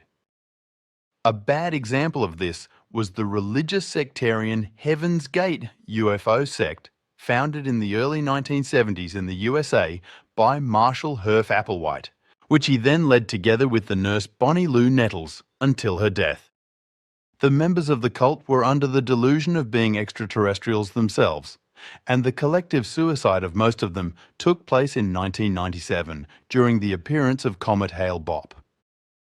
In preparation for their suicide, they drank lemon juice to ritually cleanse their bodies, believing that their suicide would also contribute to the growth of the internet because the members of the sect were web designers. Death was ultimately brought about by taking phenobarbital mixed with apple juice and vodka. The 39 dead bodies of cult members were found in March 1997 in a rented villa in Rancho Santa Fe community north of San Diego, California. The dead bodies lay in bunk beds, neatly covered with purple blankets and shoes with the same new Nike trainers. All of them also had luggage and money for the journey in the UFO or spaceship with them. The whole thing caused a big sensation worldwide. Applewhite convinced 38 of his followers to commit mass suicide because this was the way to send their souls on a journey in a UFO or spaceship. The spaceship was supposed to be located behind the comet and fly after it. Marshall Herff, Applewhite, 1931-1997, worked as a church musician and was the son of a Presbyterian preacher. However, due to health problems of a psychological nature, he was released in 1970. A year later, because he was homosexual, he tried to be cured of his illness in a hospital. There he met the nurse Bonnie Lou Nettles, who was born in 1927 and died in 1985. The two stayed together after they met until Nettles' death. Both were interested in astrology and also believed to have known each other in previous lives. In their religious delusion, they saw themselves surrounded by various spirits and guardian angels. And according to their delusion, which also referred unrealistically to UFOs, they founded their fanatical UFO sect and called themselves the Two, later also Bo and Peep, as well as Winnie and Pooh, etc. In the following years, they gathered a small following around them and became widely known. First they called their UFO sect Guinea Pig, then Human Individual Metamorphosis, then TOA Total Overcomers Anonymous. Finally, they named their sect Heaven's Gate. The sect structure of Heaven's Gate was similar to a medieval monastic order, where the members of the sect abandoned all private property and privacy, lived ascetically, and performed, and undertook everything collectively. They lived in a villa which was fully equipped with technical surveillance facilities, so that all members could be closely monitored. Various male members, of course also Applewhite itself, had themselves neutered in order to maintain a better asceticism. Everything in the villa was very precisely labelled, also all light switches, all shelves and containers. When Bonnie Lou Nettles died in 1985, Applewhite continued the UFO sect on his own, which was financed by professional website development under the name of Higher Source. Back to Ashtar Sheran. According to the Ashtar command, Earth humans are to be taken to a paradise after their evacuation from Earth by the 17 million UFOs, and from then on are to be rejuvenated both mentally and physically, as was the case with the Heaven's Gate sect. In any case, the members of the Ashtar Sheran sect are lied to, deceived and misled. At present, 144,000 light beings from the Santinians are said to live on Earth. Farewell to the 144,000 chosen ones who are to be deposed and saved, as the Bible claims, with similar nonsense. If the alleged evacuation with UFOs is compared to the biblical rapture, an analogous story emerges, except that the saviors mentioned in the Bible have nothing to do with UFOs and Ashtar Sheran. According to the Ashtar command, thousands of Santinians are said to have incarnated on Earth, although not everyone is aware of this, so many of them will only later realize where they really came from. Although there is only the Earth in the whole solar system, which is inhabited by human beings and many other life forms, Ashtar Command claims that the whole solar system is inhabited. This is scientifically already today a complete nonsense and nonsense, whereby the whole thing reminds of the charlatanism of Georg Adamski with his human beings from Venus, as well as of Jakob Lorber, who described the huge gas planets as the habitat of human beings, etc. The Ashtar Command also claims that the Earth must soon be transformed into a new plane of existence. That the whole solar system should be animated, as the Ashtar Command claims, is an astronomical impossibility, as already every child capable of understanding and reason knows, but nevertheless the followers of Ashtar Sheran, who died long ago in the Dal universe, still maintain the idiotic nonsense of a sol system that is animated throughout. And what is more, the Santinians allegedly accuse the Earthlings of playing fast and loose with the Earth and its environment. Ashtar Sheran himself is hailed as the commander of love, who is also supposed to be the Son of Man announced by Jesus Christ. Of course, how could it be any other way with a stinking religious sect? Jesus Christ and the Archangel Michael are also supposed to be on you and you with the Santinians and to work together with them. Through this cooperation, the evacuation of the Earthlings should also come about one day, which should also be ordered by God's personality. That the Ashtar Command for the whole thing, probably to announce the evacuation, will use all the natural disasters and the evil worldly events to point out the future upheavals is to be expected. Ashtar Command promises peace, freedom, and spiritual perfection for the future based on the sect's philosophy that all human beings can recognize themselves as Santinians incarnate on Earth. This nonsense is especially dangerous for unstable human beings, because it is especially such unstable people who, according to their faith, fall into such nonsense and become unthinkingly and abysmally in bondage to it. It is not only adults who are at risk, but also children who are confronted with all this bottomless and irresponsible nonsense, and also fall into this and the delusion that there is a real meaning behind everything. If they come to the idea of being an extraterrestrial human being themselves, perhaps a Santine, so that they have to join like-minded people and show similar sectarian behavior. Contact Report 724. There is nothing wrong with that, and besides, it is my duty, laid upon me by Svath, to do so at the correct time, which has now come. I must, however, elaborate a little, and also include the 16th question of Mr. concerning the Giza intelligences and Ashtar Sheran, for they have behaved in the same way as you towards the strangers here on Earth, namely in such a way that they have kept away from the strangers, and have done everything so that they could never grasp even one iota of their presence. Ashtar Sheran, if I speak of this one first, was a criminal, yes, criminal, I would even like to say, who then lost his life in the Dal universe, and whose correct name was Ashtar Sheran, for which, however, I do not know the meaning. Ashtar Sheran, like the Giza intelligences, also belonged to the old split-off old Pleiadian splinter group, which had already departed to our Dern universe more than 22 million years ago, and was up to mischief in it. In particular, the Giza intelligences were in some respects malevolent elements, while Ashtar Sheran was also evil in other ways, spreading an impulse-driven delusion of belief about his person among the Earthlings. Now, just as you Pleiaren of today exercise caution and secrecy towards the strangers on Earth, these two groups were also careful never to make themselves known to the strangers, which they have succeeded in doing extensively, and without any problems throughout the ages, so that the strangers still do not know of their former existence, just as they do not know of yours. And the trick of the two groups, the Ashtar Sheran alias Ashtar Sheran and the Giza intelligences, was that they were only in our presence when they caused mischief, whereas they were resident in another space-time plane and only came into our presence temporarily and unnoticed by the strangers. So that is one thing, while on the other hand, your Pleiaren existence must now also be addressed, for which a few things need to be explained.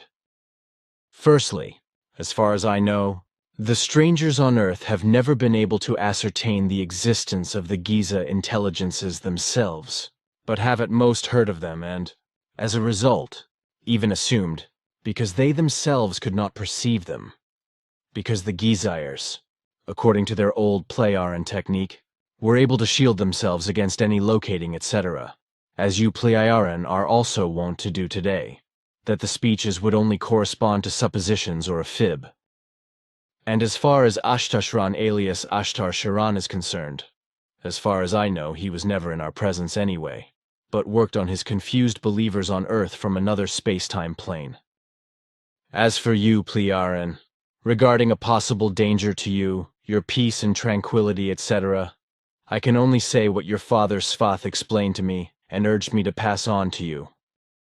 His explanations were that the Pleioran Ur, ancestors several million years ago, were already much more advanced in terms of technology and development, and had advanced these techniques even further than the various aliens on Earth.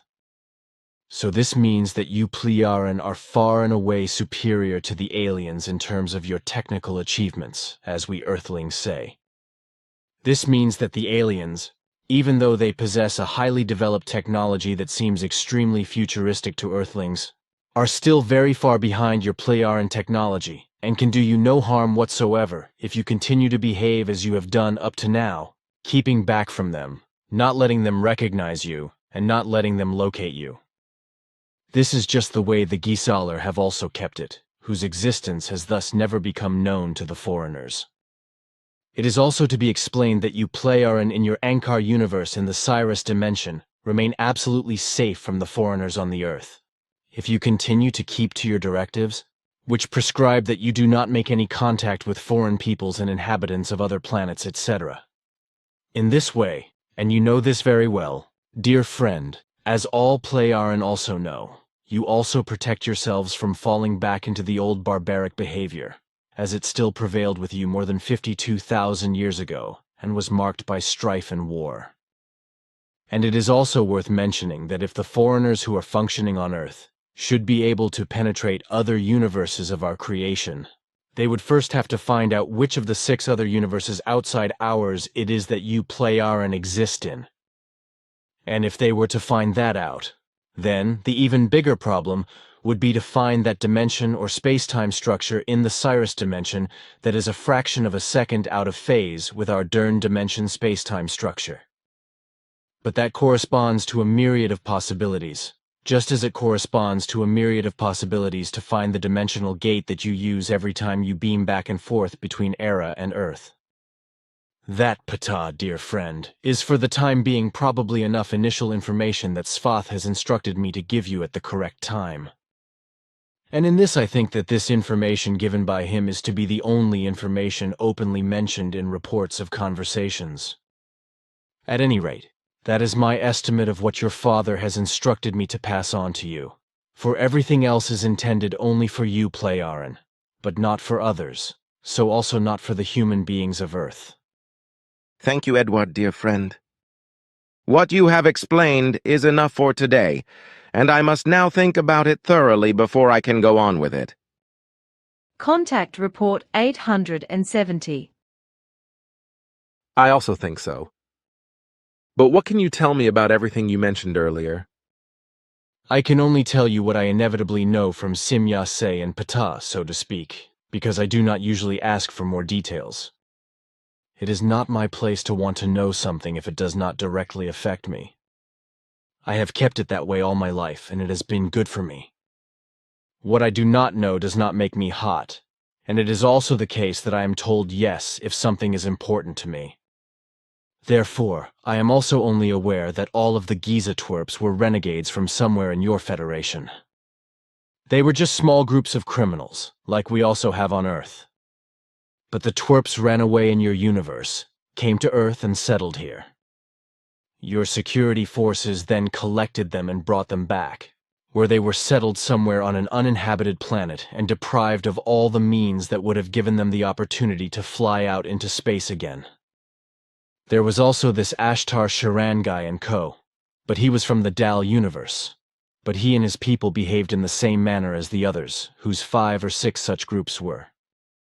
Somehow it happened, and resulted that an Earthling learnt Ashtar Sheran's name. How, I really do not know.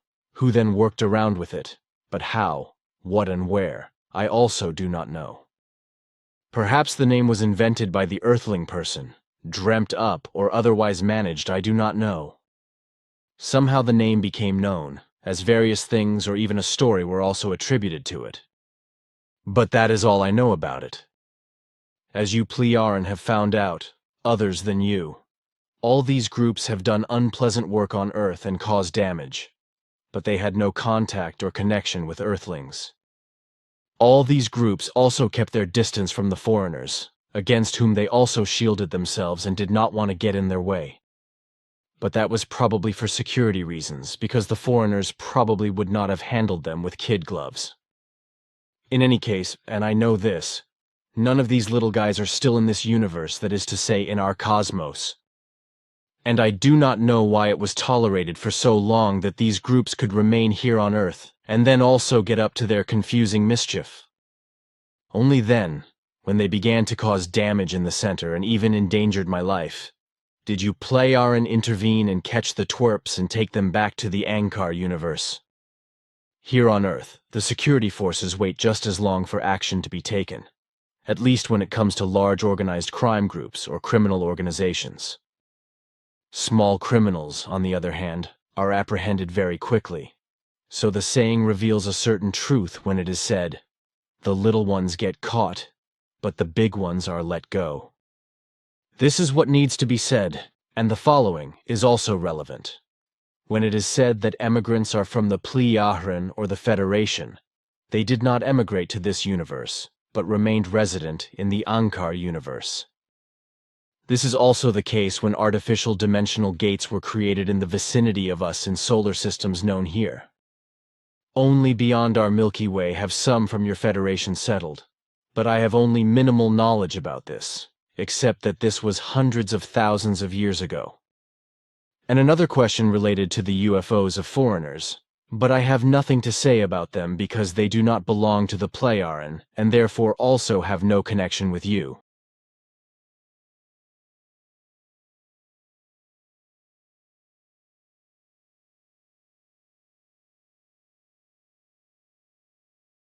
Settlement based on one man, one vote. But, he says, there are conditions. These include stopping the execution of all captured prisoners of war, allowing Giza to stake on negotiations, being arrested. In Australia, Mr. Kerry Packer's cricketers are still pleading about yesterday's High Court decision, which didn't ban on them playing a test match. This is the voice of Allah, representative of the Ashtar Galactic Command, speaking to you. For many years you have seen us as lights in the skies. We speak to you now to say the same as we have done to your brothers and sisters all over this, your planet Earth. We come to warn you of the destiny of your race and your world so that you may communicate to your fellow beings the course you must take to avoid the disaster which threatens your world and the beings on other worlds around you. This is in order that you may share in the great awakening as the planet passes into a new age of Aquarius.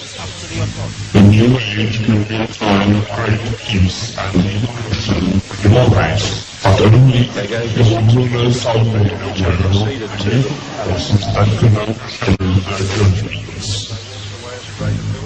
Be still now, and listen, for your chance may not come again. All your weapons of evil must be removed. The time for conflict is now past, and the race of which you are a part may proceed to the higher stages of its evolution, if you show yourselves worthy to do this. You have but a short time to learn to live together in peace and goodwill. Small groups all over the planet are learning this, and exist to pass on the light of the dawning new age to you all. You are free to accept the protective teachings of those who learn to live. Many go as wide as this. Then they run out. Evolution. Here now, the voice of Vrillon, representative of the Ashtar Galactic Command, speaking to you. Be aware also that there are many false prophets and guides at present operating on your world. They will suck your energy from you, the energy you call money, and will put it to evil ends, giving you worthless dross in return. Your inner divine self will protect you from this. You must learn to be sensitive to the voice within that can tell you what is true and what is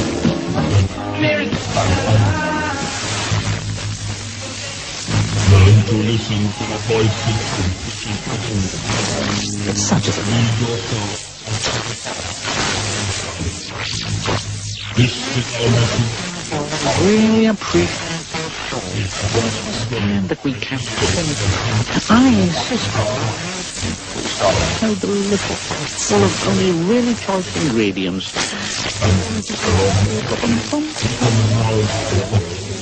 I can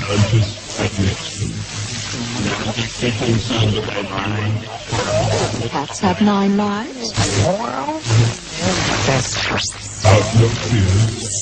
Keep on knowing yourself and discard with the ways of your sanity. The Ashtar Galactic Command thanks you for your attention. We are now leaving the stage of your existence. May you be blessed by the supreme love and truth of the cosmos. use your imagination.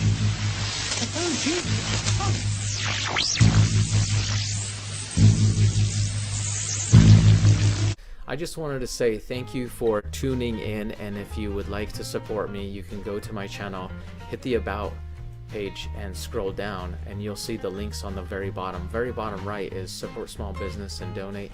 You can donate anything you'd like if you'd like to help me out, or you can take a look at the adventure guides that I have published, which will help you anytime you're looking for a vacation. I talk about some do's and don'ts, and also give you a location of a very affordable hotel in order to save you money, and other details. Thank you for listening very much as always. Take care, be safe, hit like, make a comment, and share this link.